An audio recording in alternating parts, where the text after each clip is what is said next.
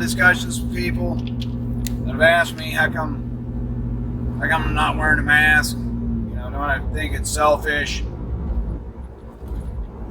Different things. So here's my 2 cents on it. Here's my stance. Since a few people have asked, I'm sure that there's a few more that are curious as well. So you can continue to watch or go about your day. I'm 45 years old. I'm not old and I'm not young. I'm in my prime. I'm right in the middle. That being said, I've lived a little while. 4 decades, 4.5 decades, 2.25 score. So, I've traveled around the world. I served my country for 26 years. Got 4 kids, got a son-in-law. Been married to 2 different women, 2 different times. My mother's had cancer, survived. My mother-in-law's had cancer, survived. I lived through the AIDS outbreak in the 80s, Ebola in the U.S., SARS, H1N1, bird flu, swine flu, hoof and mouth, pink eye, chicken pox, had dysentery in Iraq. My great-grandfather caught the Spanish flu during the World War I, in which, instead of sitting in the infirmary as his words were written, his story was told, instead of sitting in the infirmary, he simply took himself, removed himself from the infirmary, went out to a horse stable, and stayed out there for a few days until he healed up from it. I've been around a lot of crap as far as illness and sickness along the Amazon River, throughout the Middle East. Never in my life have I been told I have to take, precautions such as the face mask. I'm not saying it's right, and I'm not saying it's wrong. Most importantly, I'm a man of God, and I have my faith.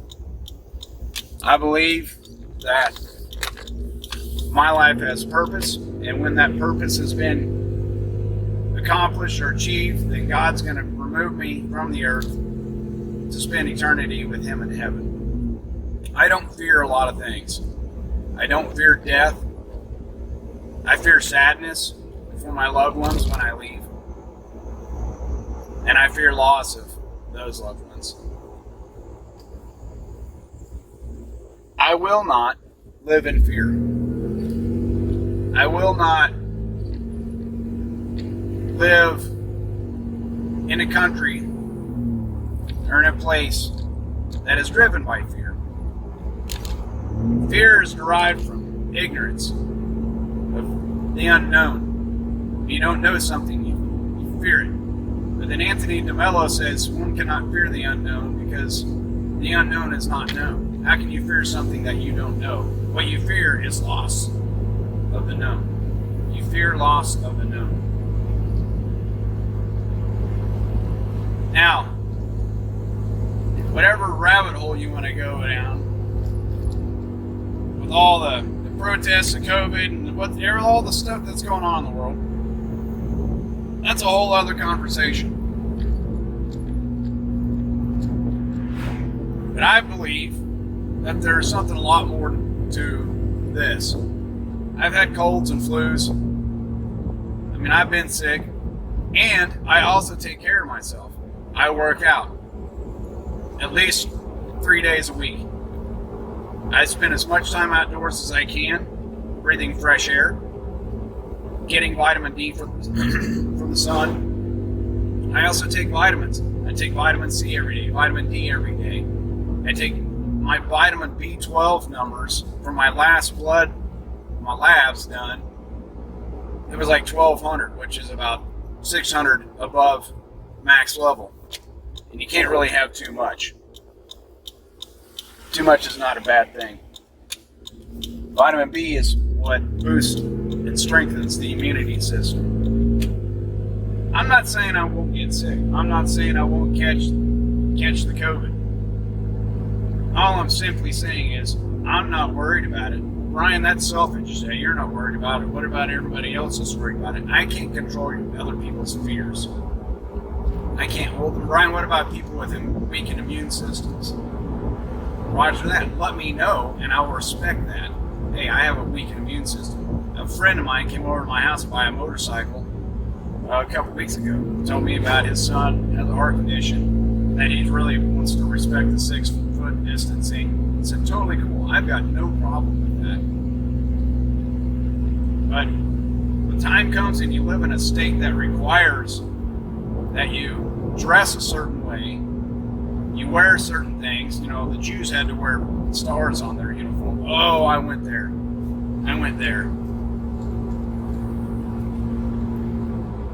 Ignorance leads to fear. Educate yourselves. And as far as the rabbit hole is concerned, read Saul Alinsky's Rules for Radicals, or at least read the rules. You can read the entire book about Marxism, Karl Marx, and how this ideology came about. Community fundraising, community and social committees and events. You read about that. You read about communism. Fear must be instilled to control the masses. To control people or persons, fear must be instilled. So there must be, we have a problem. People are scared. They're in fear. But hang on. I have a solution. I've got this. Oh, okay, cool. I'm not as fearful anymore.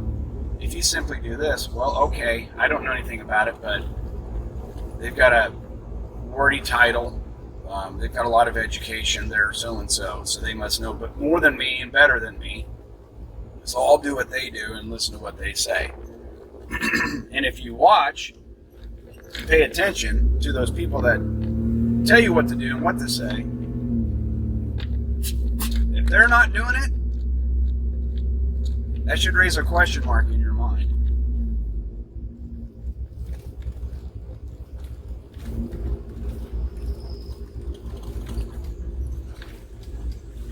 What's going on is much bigger of a thing than most people are seeing it as. It is important to educate yourselves, be independent, and form your own beliefs, ideologies, opinions. That is our God-given right. Choice. Viktor Frankl. Viktor Frankl talks about the last of the human freedoms being choice. Who's Viktor Frankl? Viktor Frankl survived 4 death camps. He was a psychologist, Austrian, lost his entire family.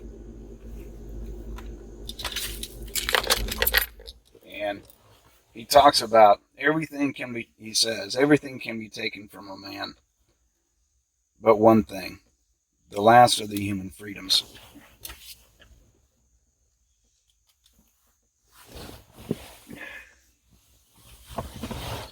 So on the back of my business card, I've got the Viktor Frankl quote.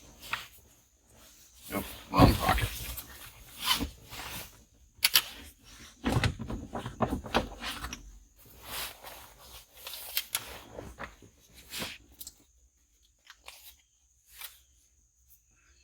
Everything can be taken from a man, but one thing, the last of the human freedoms, to choose one's attitude in any given set of circumstances, to choose one's own way.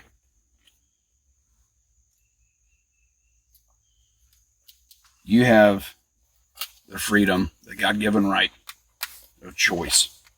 Choice is a birthright. Nobody can control it. And when a government entity or a strong entity tries to influence or forces its decision upon you and robs you of that choice, there's a problem. a big, big problem. And it would behoove one to leave the area immediately, because that's where tyranny starts. That's why the Pilgrims left England, because they were robbed of their freedom to choose, their religious practices, and other freedoms. And the United States was founded upon freedom. And we've got many events that has been fought over, since the inception of the United States, since the Pilgrims came in the early 1600s, and then the Revolutionary War in the 1700s, and then it happened again, in the 1860s with the Civil War. From Boston Tea Party, states' rights. Civil War wasn't about slavery. Do some research, educate yourself. It's about states' rights. Slavery was just one of the main drivers. What's going on right now is because the CDC said, because some doctor appointed by the White House said, we're being forced, highly influenced, to take certain actions. And this is all from humans. Humans make mistakes. Humans are not all-knowing. Every human makes mistakes. Every human makes bad decisions. I don't care if you're Steve Jobs, God rest his soul, Bill Gates, President Trump, Dr. Fauci.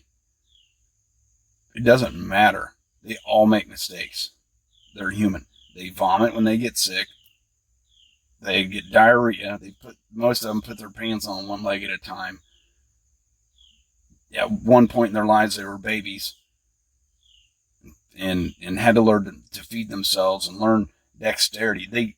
The evolution from birth until adulthood was the exact same as everybody else. So because they have a title does not determine, should not determine their power. So why don't I wear a mask? Bring this home. It's a choice. It's my choice. I won't go to any business that makes me wear a mask. I won't give them my business. Springfield, I'm avoiding Springfield. I'll do my business. I'll drive 20 miles out of my way to go somewhere else to get my business. And people say, well, that's not fair to the business owners. Well, that's not my problem. You voted for your city council. If you don't like it, vote them out. And that's the way it works. We still live in a republic with a democracy, with a voting system. You have the right to vote them out. Remove them. If you want your freedom back, you have to remove the people who are controlling that. I don't mean remove them. I mean vote them out. So, yeah. And we live this whole fear mongering. And that's why, that leads to the protests, because people are living in fear. They're anxious. People are depressed. What's going on right now is having monumental impact and effects on the future of our nation and our children. When kids got to go to school wearing masks, what do you think that does to their psyche? And they'll remember it. And it was like the Red Scare. The Cuban Missile Crisis in the 50s, and the nuclear shelters people put in their backyards prepping for the attack from the Russians. Psychologically, it damages people. Our country, our nation is being driven by fear. So get nerdy, do the research, develop your own, I hate to say opinions, your own resolutions, your own resolve, because you have that right. Wearing a mask should not be an ordinance. It should not be a law. I wouldn't say it's unconstitutional. It's just, it's not right being forced to do something. Again, look at history. Hitler, Stalin, Karl Marx, Mussolini, Saddam Hussein, Ayatollah Khomeini,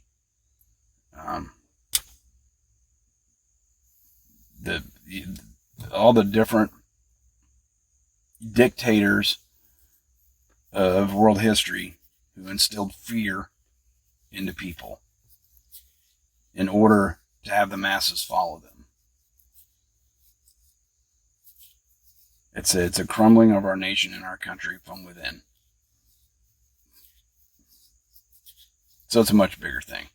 So there is trying to explain it in 2 minutes.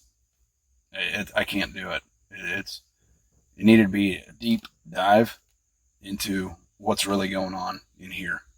Not here, in here. I'm an American. I'm a free American Christian man. I'm a child of God. And I fear not many things, especially my own life, because I know where I'm going when I die. And if you don't, maybe you need to get right and take comfort. All right, that's all I got. Have an awesome day.